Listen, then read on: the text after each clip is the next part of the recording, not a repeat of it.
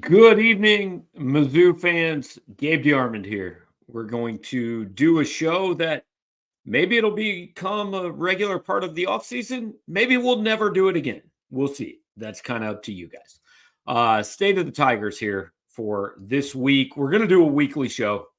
We usually either have one of the guys that works with me or we have a guest, whatever. Tonight, it's just me. So that may be very disappointing to you guys. And if so, that's fine. No worries. Understand. But we'll see how it goes. As always, brought to you by our friend James Carlton at State Farm Insurance in Webster Groves, Missouri. You can get in touch with James at carltoninsurance.net. You can call him at 314-961 4800. Somebody's always going to be in the office, at least, during like regular office hours. Going to answer your questions, going to take care of you as best they can.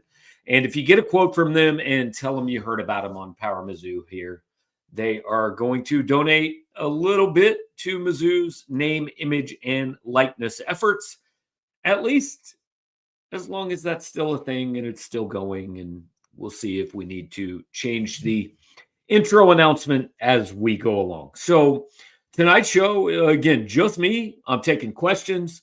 If you guys want to ask me about Mizzou sports, if you want to ask me about recruiting, if you want to ask me about Power Mizzou, if you want to ask me about what I had for lunch, whatever, this is what we're going to do tonight. We're going to hang out for a little bit as long as we've got questions. This is streaming live on YouTube. So I will put it up on the podcast afterwards. So I'm going to read the questions as I put them on the screen. We've already got a couple in the queue from people before the show started. But if you have a question, I don't know, if you just have a comment, if you just have something you want to tell me, like, hey, cool hat, terrible shirt, whatever. I don't care. Put whatever you want in the chat. We'll go through it all. We'll hang out for a little while. And when we're done, we'll be done. But let's go ahead and get to what you guys want to talk about, because look, this, to be quite honest, is a slow time of year. This is about the only month that like nothing really hopefully happens in college sports. Just knocked on wood, made my dog go nuts. But we are in an era where, you've got football. SEC media days is mid-July. You've got that. You've got fall camp in August. You've got the football season starting in September. Basketball season starts in November. Everything in the world happens in December. Basketball season goes through March, maybe if you're lucky, the first week in April. Then the portal opens. Then the football portal opens. And so really, we have just like in the last week hit what is regarded as the slow time in college sports. And so during the slow time, let's talk about what you guys want to talk about, right? And again, this will last as long as you guys want it to last. If the only questions we get are the 3 we had in the queue before the show, that's cool. That's fine. I'll answer them. And then, hey, maybe we won't do this a ton. But if this is something you guys enjoy and we want to keep doing it and it's popular, we'll keep doing it. Not every week. We'll have Gerard and Drew and Sean on some too. But now and again during the 2-month off season or whatever. Sam Thomas is asking, what's the consensus thought on JJ Andrews? Is he a Mizzou lock? I want to say he is. So first of all, JJ Andrews, top 50 player in the class of 2026 basketball, small forward out of Arkansas. Definitely not a Mizzou lock. First of all, nothing's a lock until it happens. Even more so in the NIL era. Like, it could be a lock for the next 6 days, and then Wednesday night, Arkansas could come through with a different offer, and everything could be different. So not a Mizzou lock. There is optimism on the Mizzou side. There's also some optimism on the Arkansas side, from what we've heard. Which one of those will win out? We don't know. Again, basically 8 days until JJ makes his announcement. We'll probably hear varying things over those 8 days. Right now, based on the people we talk to, we feel pretty good about Missouri's chances, but again, absolutely would not term it a lock. The only time I ever say anything's a lock is if the kids actually privately told me, "Hey, I'm coming to Missouri." Don't put it out there. And JJ Andrews has absolutely not told me that. Neither has anyone else around JJ Andrews. So we'll see where it goes in the next week. Danny Ragland, name some great Mizzou players from previous eras that might not even get on the field on today's team. I think of guys like Andrew Gatchkar. Okay, so I read this question before the show started, and I want to say, first of all, like Andrew Gatchkar was a multi-year NFL player. So, Danny, I know you mean no disrespect to Andrew Gatchkar, but I think that's a little disrespectful to Andrew Gatchkar. I think he would find a role on this team. More than guys who wouldn't play, I look at the difference in Missouri in who they are recruiting. Right? There are kids, and I'm intentionally not going to use any names here because I don't want to downgrade any kid or anything like that. But there are high school players in the state of Missouri who 10 years ago would have been one of the top players in Missouri's class, or would have been kids who our message board is freaking out if Missouri doesn't get, who now don't really even have offers or aren't even really on Missouri's radar. So I think more than the talent on the field, I think it's in the recruiting class that you see the difference. There are kids who, and this happened a little bit in Gary Pinkel's time, right? There were kids who he offered in 2003 who he wasn't offering in 2013. But even more so, there are kids who were getting offers in 2015 who 100% are not getting offers today, who are going to, whether it's lower level power conference schools or even G5 schools, whereas 10 years ago, those might have been kids that were top 10 kids in the state, top 5 kids in the state, who Missouri fans were just laser focused on where they were going. And those kids are almost just kind of non-factors now. And obviously that has plenty to do with the portal and all that, but it also has a lot to do with where Missouri's program is and the way Eli Drinkwitz has recruited. So I think that's the big difference. I mean, I think guys who played on the 2006, 7, 8 teams, guys who played on the 13, 14 teams, look, those were good football players. They could play today on this team. But I think the difference is in the recruiting. Drew Locke is asking, how likely is it that Sophie becomes the most famous Tiger from this era? Twitter is going crazy for her now that she's Caitlin Clark, or with Caitlin Clark. I think there's a decent chance that, in popular culture, social media, she is the most well-known Missouri Tiger.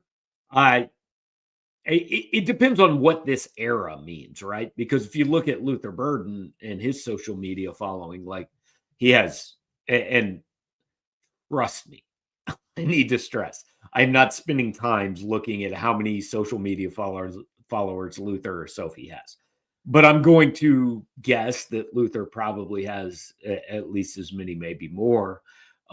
Just because he plays a much more visible, widely popular sport. But Sophie is 100% very well known, very social media savvy, all of that. And I think she very much reps Mizzou in, on her social media, in everything. Everybody that knows who Sophie Cunningham is knows she went to Mizzou. And I'm not saying that's not the case for Luther, although I think he's the only other person really in this conversation. Kobe Brown's not in that stratosphere, right? I don't even know who else from Missouri basketball or baseball or anything of recent vintage would be in the conversation. I think it's Sophie and Luther Burden, and I think those are the only two.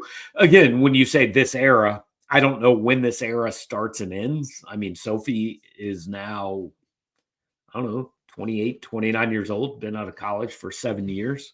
So, is she in the same era as Luther Burden? I don't really know, but yeah, she is certainly very well known, and it's an interesting topic. We've talked about this some in NIL. Who benefits the most from NIL? Look at the Cavender twins. Look at Livy Dunn. You guys can draw your own conclusions why that may be, right? I think like when NIL became a thing, a lot of people said which Mizzou athlete would have made the most off NIL. I think it's without question Sophie Cunningham. I'm not even sure anybody else is close. And again, you draw your own conclusions as to why that is. But I think Sophie's social media following would certainly give you a clue to that. The Magic Man. Why does the Mizzou basketball team have to budget shop in the portal? How is it possible that the football team has $1 million to pay a backup QB from Penn State? All right, so look, this is like an Ask Me Anything episode, so we're just going to be honest about things, right? First of all, I think Eli Drinkwitz has been phenomenal in the portal era and in the NIL era of securing funds and donations, and Missouri has made a clear commitment, football first and everything else next, right? So that's part of it. And that's part of the job, and I think Drink deserves a lot of credit for that. But the basketball situation is, and I know, like, I read the reaction. Guys, I've read this every day since the end of the season. So I know what the reaction is going to be when I say this. It is also the truth, at least based on talking to people that are involved with the process. And if you choose not to believe me, if you choose to think, well, they're biased, that's fine. You think whatever you want. All I can do is pass on what I've been told. So there's a couple things at play here in Mizzou basketball and NIL. First of all, yeah, they're not spending $10 million on a roster. They don't have that. They're not in the Kansas, Kentucky, Arkansas, Louisville. There are probably a few other teams in that conversation. They're not in that range. Their range is a little bit lower than that. The other thing at play for Missouri in this portal season, and again, I know that people will say that's an excuse or that's stupid. I know what the reaction is going to be, so that's fine. But the main thing for Missouri basketball going into this season or this offseason was retention. I mean, I said with 3 weeks left in the season, the number one goal on this team and in this order is keep Mark Mitchell here, keep Anthony Robinson here, keep Trent Pierce here. Like, this is not a guess on my part. I've been told this. And so specifically with Mark and Ant, Missouri has them at a price point that is less than they could have gotten had they gone out in the portal.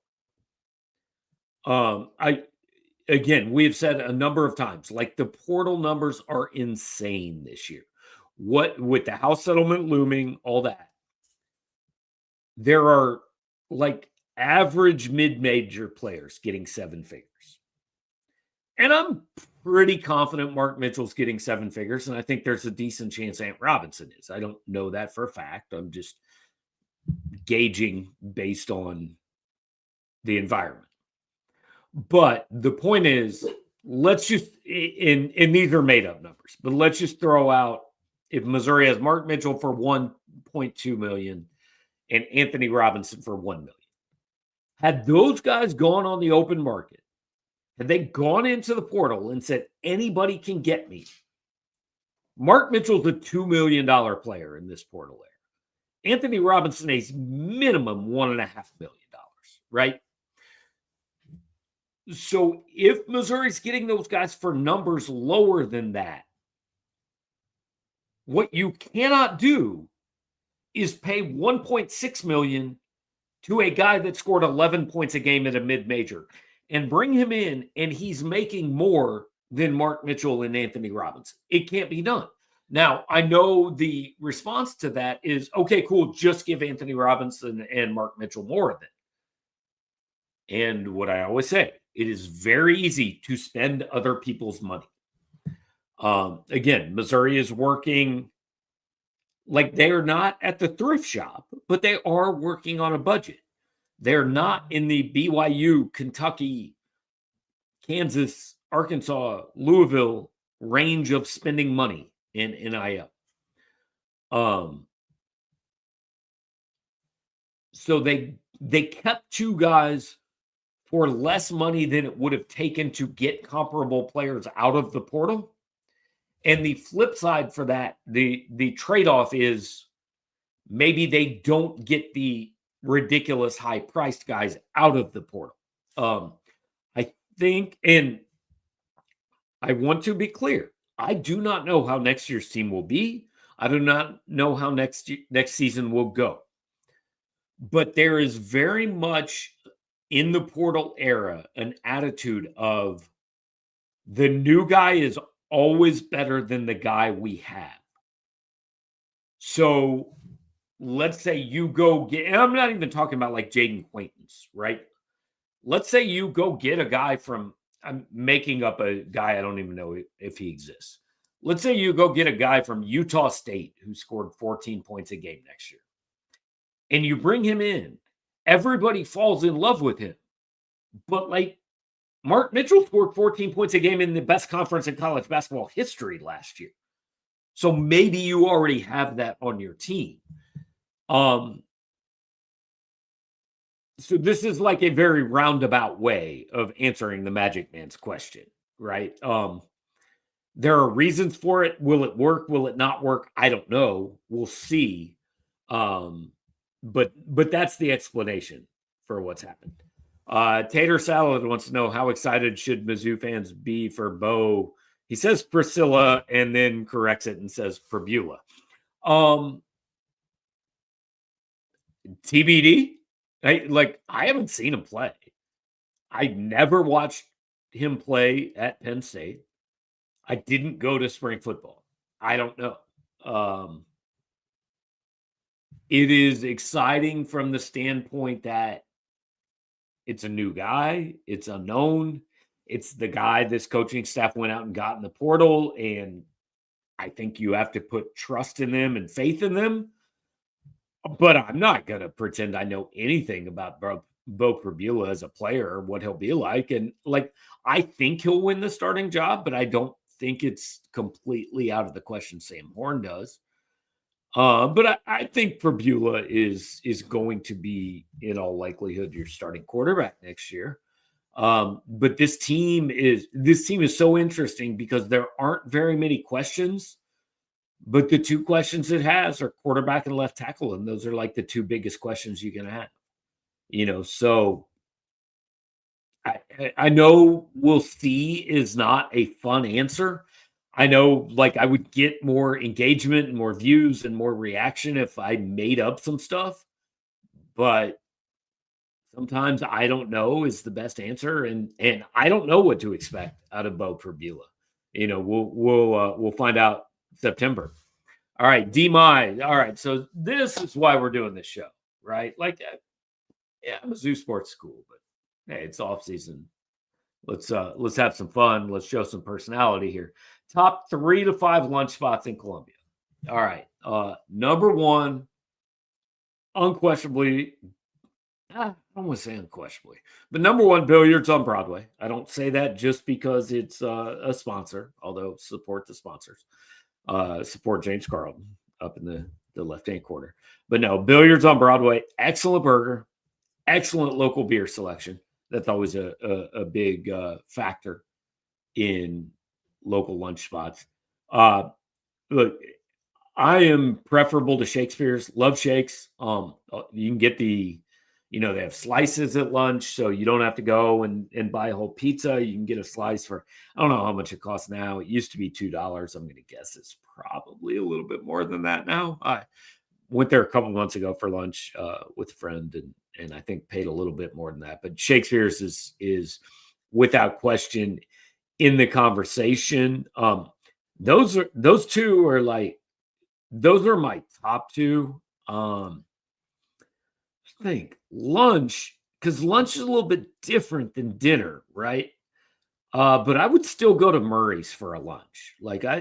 Murray's is excellent food, and I would still do a lunch at Murray's.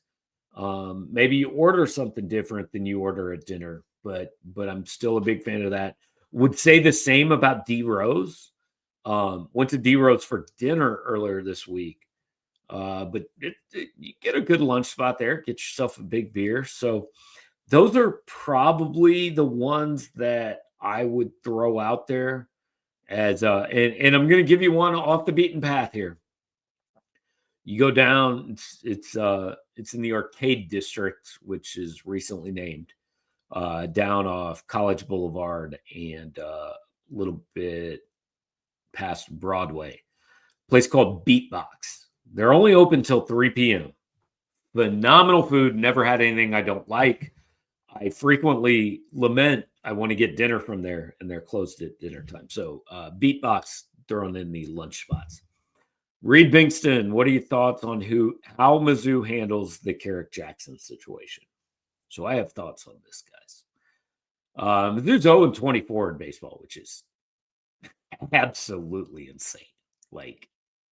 Unreal, right? Firing him would not be undeserved. If he gets, I don't even care if he wins the last 6 games. Going 6-24 is fireable.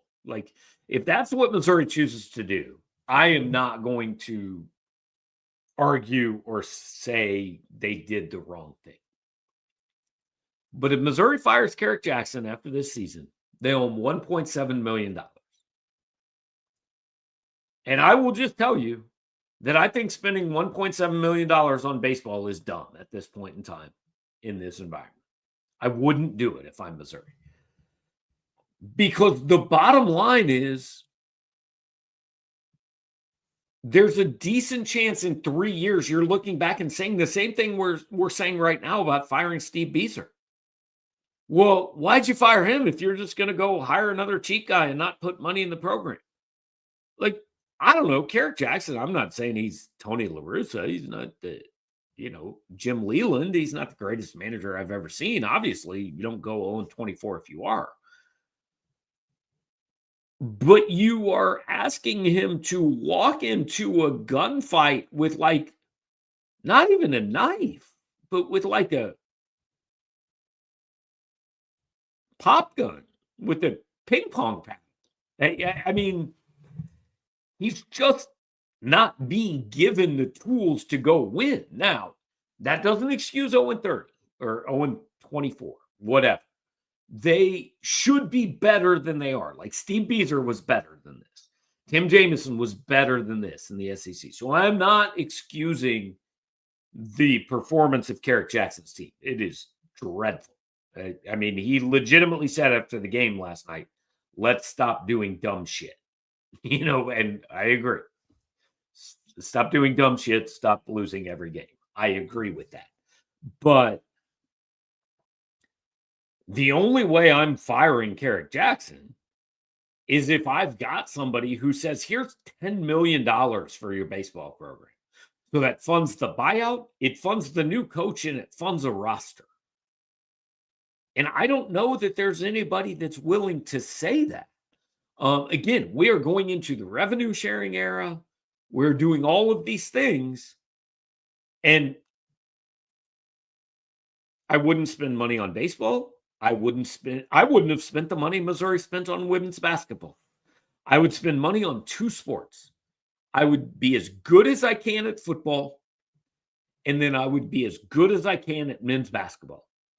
And then everything else, do the best you can until we have more money. That's my approach. Now, I understand that's not popular with some people. I understand that Laird Veach cannot say that out loud. He can do it. He just can't say it out loud. Um,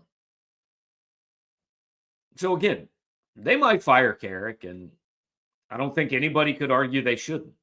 I wouldn't do it because if you spend 1.7 million to fire him, and then you spend 1.3 million on a new field, which I also wouldn't do, you've just spent $3 million on a sport that is number one going to lose you money, and number two has very little chance to actually be good in the Southeastern Conference next year.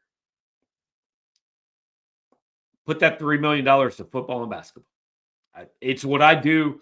It's not the PC thing to say. It's just what I would do. Phil Porsley, which football players do you think are likely to have a breakout season this year? It's always a tough question, right? Because are you asking for surprise players? Because if they're surprises, I don't know who they are. Like Ahmad Hardy had his breakout season last year. I expect him to be really good this year. He's never been at Missouri. Damon Wilson is a guy who, has been kind of blocked by NFL talent. I expect him to be really good this year. So I guess in one sense, those are the guys I'd go with. If you're asking for a guy who's kind of coming off the radar, I love Joshua Manning. Like, I think that kid has a chance to be an absolute superstar and an NFL player. And I wouldn't be surprised if we start to see that this year. So those are my answers. I don't know if that's exactly what you're looking for, but those are the guys I'm looking at. Nick, if you're putting yourself into a fan's point of view, what is your favorite time slot to watch a game on TV and in person for college football Saturday? So, Nick, I always really struggle to answer this question because you're saying if like you don't do what you do, what do you want to do? Right. I guess like if I didn't cover college football, if I didn't work on Saturdays, my favorite game time would probably be 7 p.m. because I can that way I've got all day to do things. Like the worst game time to me is like 2:30 because I can't really do anything in the morning before. And I definitely can't do anything after. Like it's in the middle of the day and it wrecks the whole day. So like 11 a.m. is way better than 2:30 because at least 11 a.m. you can do the game and then hey, it's over and 4 o'clock you go get something to eat and then you can go do whatever you want to do at night.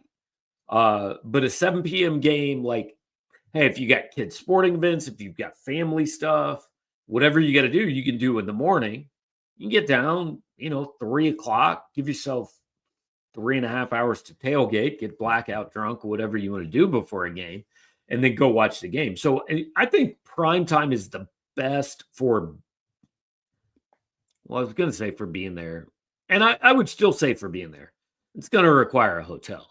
But I think most college football weekends do now. And TV, I'm going not quite the 7 o'clock game. I'm going the 6 o'clock game because college football is a 4-hour thing, right? So 6 o'clock game is going to end at 10. I can still go to bed at a relatively normal time. My team plays at 7. Game's probably going till 11. I'm charged up. I'm probably not going to bed till 11:45 midnight. So TV 6 p.m. game. If they could start it at 5, that'd be even better. In person, give me the primetime game. Back to Tater Salad. How annoyed are you with MU fan reactions to the basketball portal moves? Do you feel like expectations were too high or this program didn't need as much as most thought? So I wrote this the other day. Maybe I shouldn't be, but I've been a little bit caught off guard by the reaction since the end of the season. Like, understand, the end of the season was not good. It ended very poorly. If you want to use the word collapse, I won't argue with you. But that usually goes away pretty quick. And it hasn't gone away yet. And I'm not sure when it's going to go away. And it seems like it should have gone away. I think, and I said this after the end of last year, 0-19 is going to stick with Dennis Gates for a long time. And that's becoming clear this year.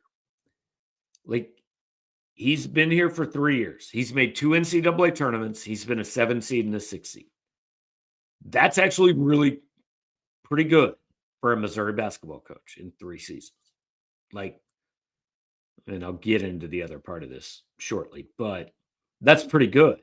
The problem is the 3rd season was so bad. Even if they'd gone 2-17, it was fine. Like, just find a way to beat like Vandy and Mississippi State. And nobody's happy about it, but it isn't this albatross that hangs around forever. 0-19 is. And 0-19 is going to be on Dennis Gates' record.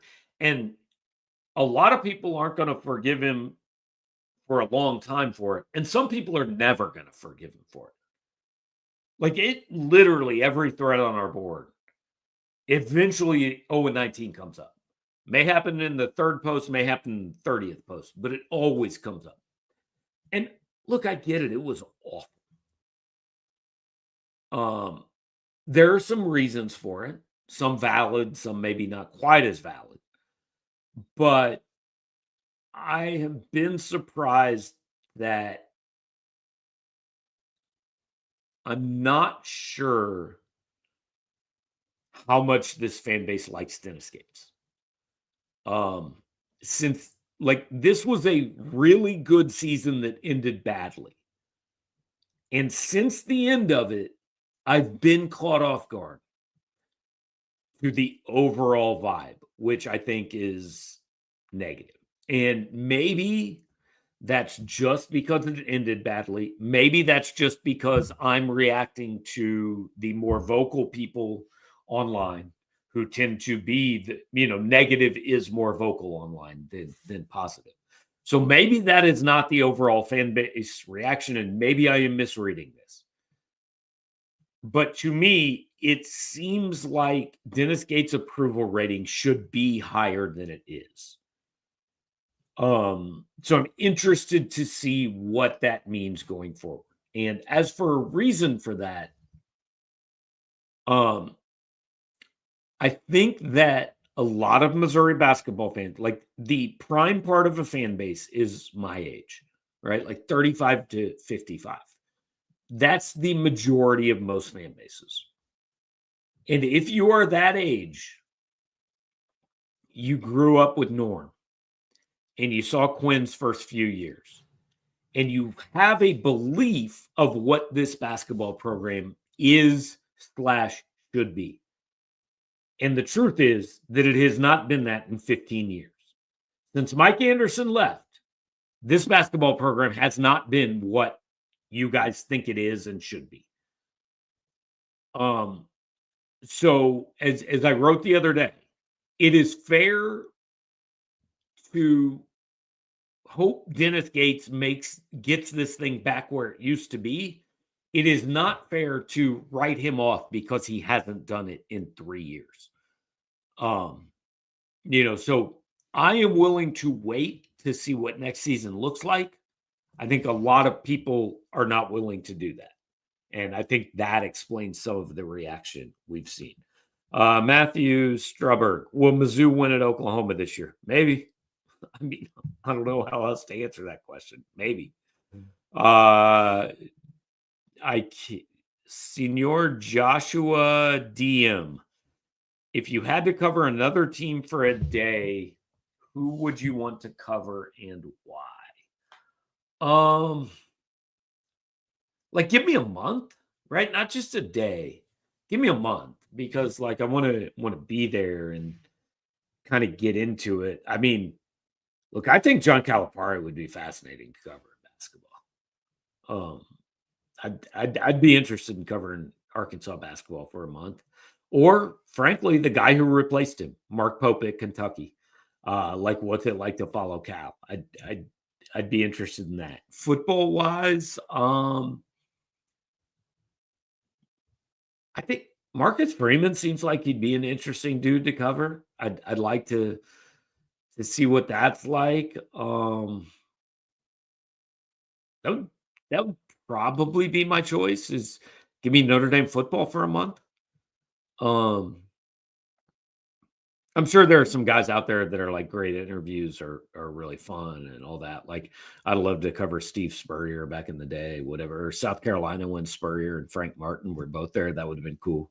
But right now, give me Notre Dame football and either Arkansas or Kentucky basketball. But I want more than a day. Give me a month. Back to Matthew. Do you think Mizzou's SEC schedule next year will be a gauntlet to compensate for our easier draw these past two? Oh, so you're asking about the 2026 schedule. We don't even know how many games it's going to be. We don't know what the sport's going to look like. Like, I'm not even going to speculate on 2026.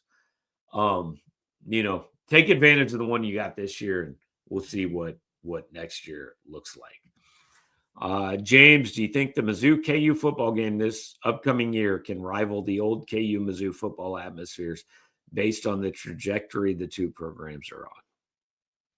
All right, I'm going to be real unpopular here. The Mizzou KU football game had a great atmosphere once. That's it. Just once. Like it wasn't that big a deal outside of 2007. Like it was big because it was Kansas, and you want to beat Kansas, and Kansas wants to beat Missouri and all that. Like nobody ever paid attention to it outside Columbia or Lawrence. So like, is it going to rival 2007? No. Is it going to rival 1998? Sure, that's not hard. Like, I mean, there have been like the Mark Mangino years were the only years where both of these teams have actually been good. That's it. In my entire lifetime, like I'm going back to 1976, guys. From Missouri didn't make a bowl game from 83 to 98. They were trash. Kansas also trash. Kansas continued to be trash until 2006-ish. So 2007, 2008, that's about it as far as like the atmospheres. Like I think back to great atmospheres, and only one of them is against KU. That's it. Like this is, I know it's an unpopular thing to say, but this has always been way more of a basketball rivalry. Now, it matters. I'm not saying you don't care and you don't want to beat those guys, but MU-KU football atmospheres, there's only one. Outside of that, I don't really remember a lot of others. Jason Franken, aside from winning, is the weather or professional teams the biggest thing keeping people away from baseball games? I mean, I don't think it's the weather. I think it's a combination of the professional teams and history. Like, if you grow up in the state of Missouri as a baseball fan, you grow up probably 75% as Cardinals fans and 25% as Royals fans, and that's it. That's baseball. Like college baseball's not that. It's not the major leagues. Like Missouri baseball has never really been a thing. I understand in the 50s they won a national title, and 60s they were pretty good. Most of us don't remember that or weren't alive for it. So it's simply just never really been a thing, right? And even as college baseball has gotten more popular, like it's the pro teams. Like if I'm going to go to a baseball game in the state of Missouri, I'm probably going to Kauffman Stadium or Busch Stadium. Like college baseball attendance, Missouri baseball attendance specifically, is very reliant on mid-Missouri. Columbia, Jeff City, Boonville, Ashland, Kingdom City, like those are the places. Nobody's driving 2 hours from Kansas City or St. Louis to come to a baseball game. They'll do it for basketball and football, but not for college baseball. So it is very reliant on mid-Missouri. And I posted this, I don't know, a couple weeks ago. Missouri should give free tickets away. You should not have to pay to go to a Missouri baseball game. Just get them in the door. Like, this is basic business 101. This is we moved to 24/7 Sports on October 1st. Not one person who subscribes to our site has paid full price yet. We've been here 7.5 months. 7.5? Yeah, 7.5 months. Not one person has paid full price. Now, that'll come, but we get you in the door for cheap. And then we assume our product is good enough that you're going to like it. Well, Missouri's product in baseball isn't very good right now. So don't just get them in the door for cheap. Get them in for free. Just say you don't got to pay. Just show up. We're going to let you in the door. There aren't even people at the turnstiles. Just walk in. You're good. Buy a hot dog. Get your kid a Coke. Candy bar. Hang out. Maybe you'll kind of like it. Maybe you'll come back next time. Who knows? Maybe even eventually we'll win a game. And then you just build that a little bit over time. And the goal is not to have everybody come in for free. But right now, I don't see any reason not to do it. That's the approach I'd take. Let's see. Bradley, who are your dream non-conference opponents for both basketball and football? Love KU and Illinois in basketball every single year. Always want to see that. Other than that, we can get what, 3-4 good games, right? I want to see Missouri get into some of these tournaments. Go play some teams they don't always play. I like the Memphis series. I think that's a good one. Give me something out west, like a Utah, Gonzaga, whatever, home and home.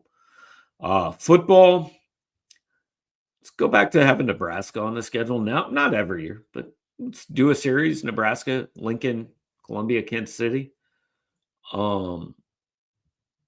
I'd like a regional Big Ten game, whether that is Illinois, Iowa, Michigan State, something like that. And again, not every year. I'm not proposing you play 4 power teams every year, but I'd like that. I'd do 2 games in Notre Dame for 1 in Columbia, as a 3-year series, not a regular occurring thing. But those are some teams I would certainly throw out. B. Douglas, if you could do it all again, would you still choose to cover MU, or would you rather cover another school so you could still watch MU as a fan? No, this has worked out well. Like, I think a big part of why this has worked pretty well is, like, I do have historical knowledge, right? I grew up watching Derek Chivas and Anthony Peeler, and I know the Tony Van Zandt thing, and I remember, Kent Kiefer and Phil Johnson and all that. So I think there's value in that for you guys. And like, I just can't really explain the whole dynamic of how the fandom it just naturally goes away. When it is work, it changes. And I understand for some people it doesn't. And for those people, that's fine. That's how they do it. How I was raised. This is how I was trained in school. This is what has naturally happened. It is not that I don't want Missouri to win. It's just that I look at it differently now. And so I don't know if I covered Colorado or Oregon or Michigan or Virginia, would I watch Mizzou games differently? Maybe. But honestly, like, this job has changed the way I watch all sports. Like, yeah, I absolutely want the Chiefs to win. No question. Absolutely want the Royals to win. So it is not work, but it does change the way I watch them a little bit. Like, I don't get quite as high and especially quite as low as a lot of fans do, just because this job has trained me to not do it that way. And I'm not saying that's right, wrong, indifferent. That's just kind of how I am. So I don't really know how I would watch Mizzou sports if this wasn't my job. I mean, if like I wasn't in this business at all, if I worked at a bank from 9 to 5, yeah, I probably would be like one, I would be on message boards, or I would be buying season tickets or whatever. But I don't know. I've been doing this so long. I don't really know. Like, it's so hypothetical. I don't know how to answer it, to be quite honest. Appreciate Andrew Kessel with the shout out to the backdrop. Had to get a new one, so Drew King is going to have one too. I took the new one and gave the old one to Drew King, so he's got the hand-me-down one. Visiting campus for the first time since 2017. What's new that I should check out? Be honest, tater salad. I don't go to campus that much, man. Like, I really don't. I go to the basketball arena, the football stadium, and I'm not on campus very much at all. I think you need to crowdsource this one. Who's been the most entertaining non-MU college basketball player you've gotten to see play live, and why is it Marshall Henderson?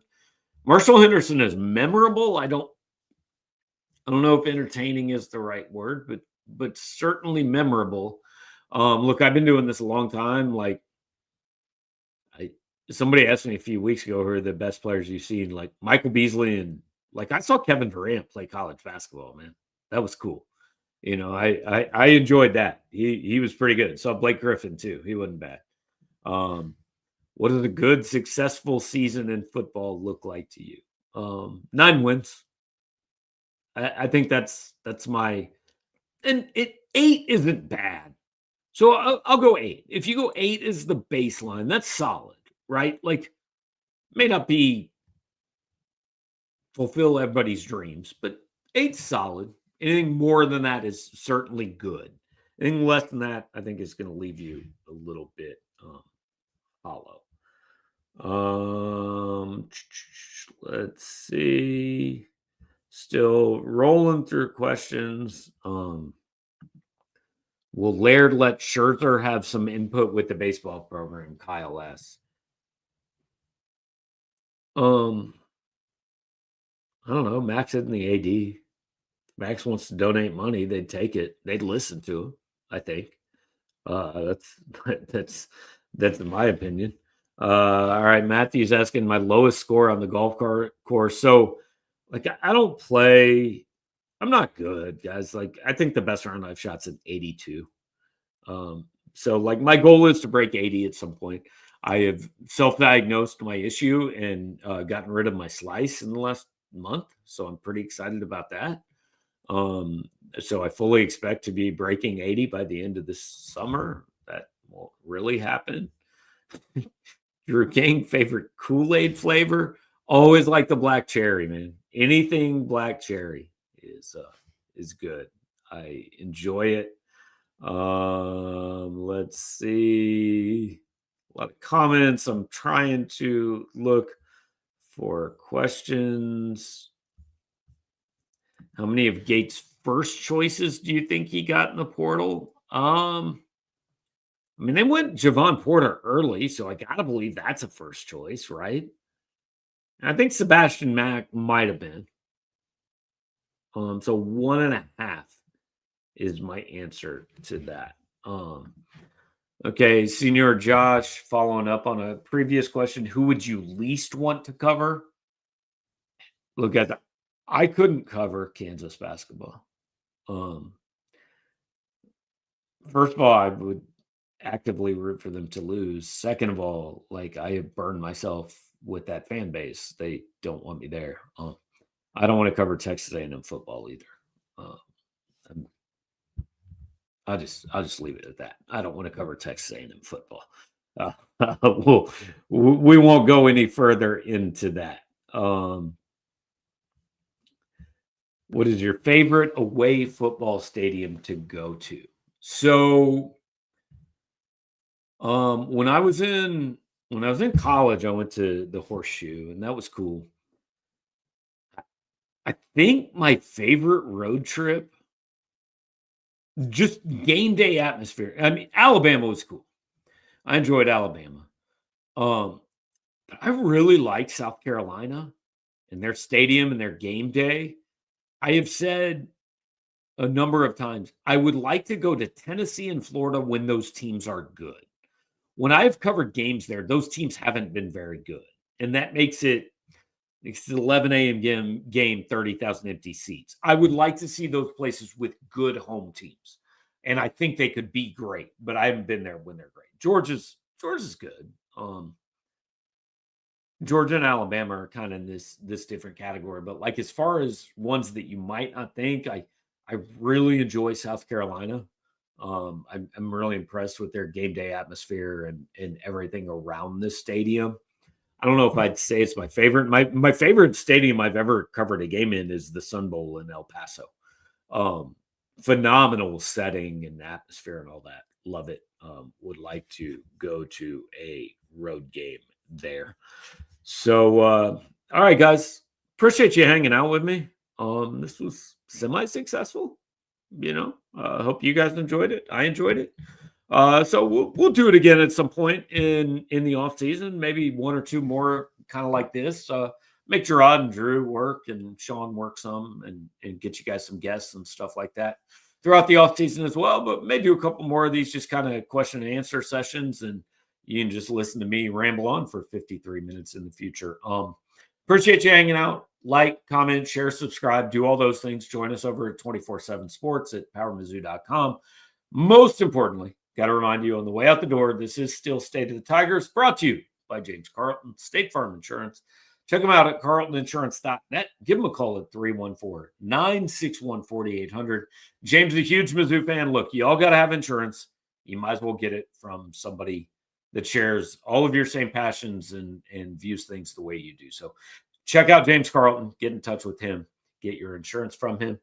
Thanks for hanging out. We'll talk to you another time.